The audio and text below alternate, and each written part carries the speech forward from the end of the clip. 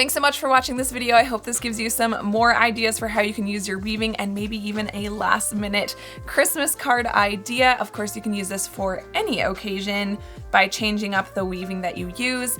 And I just want to wish you a very Merry Christmas if you celebrate Christmas. If you don't, happy holiday season. And I hope you guys have a wonderful, safe time and a happy new year. Thanks so much for watching, and I'll see you on the next one.